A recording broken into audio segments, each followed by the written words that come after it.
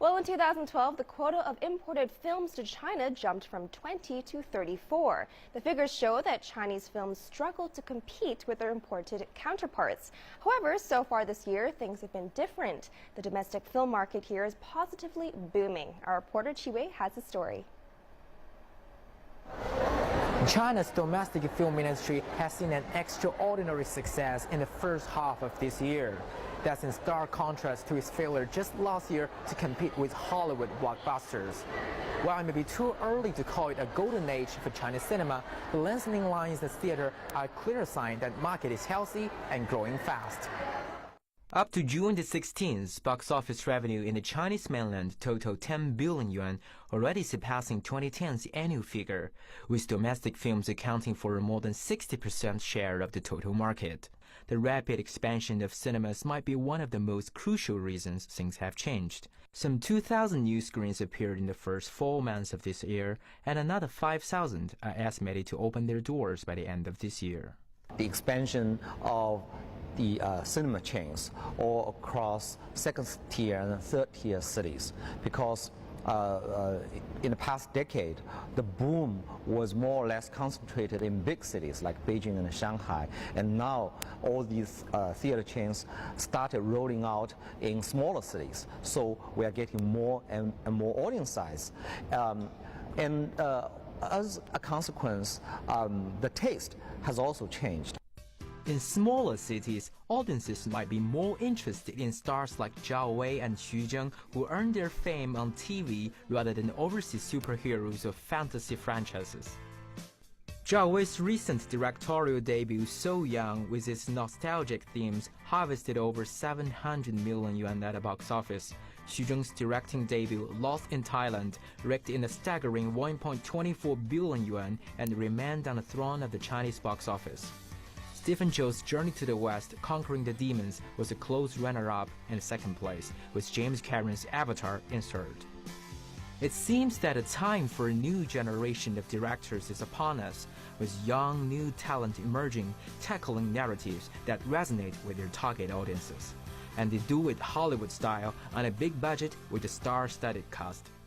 And these young filmmakers, and they have more solid techniques in film narrative, and that is very new, because in the old times, filmmakers, they tended to look down upon those techniques. They say that this is something that belongs to Hollywood, but in the hands of the new and the young generation, they don't see it that way. They feel that a technique is a technique. You can use it for your own good.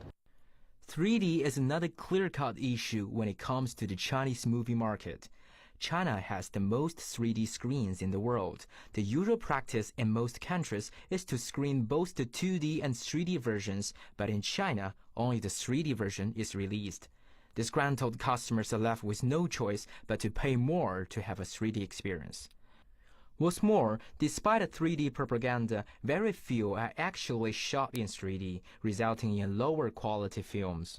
I feel 3D as a technology is actually a double-edged sword. To convert those movies from 2D to 3D in post-production is actually a lazy and also a kind of cheap way of trying to make a quick buck.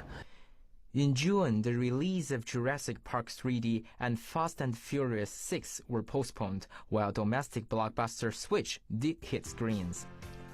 The popular DreamWorks animation cruise was also suddenly cut off due to contractual reasons, while domestic animations Kuiba and The Adventures of Sinbad were released. It's an open secret that amounts for domestic film protection is here. Basically, the government agency that is doing that is playing the role of God. They cannot actually give you the rationale why that's feasible, why that's necessary. So it's quite random.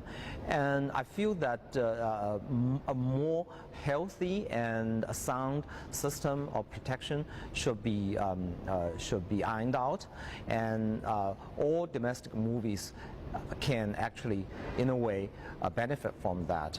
A statistic that will frustrate those who sing the praises of Chinese domestic film is that in 2012, 75 films were sold overseas, taking a disappointing 1 billion yuan at the box office. So although China makes more than 700 feature films each year, it doesn't actually have a lucrative overseas market.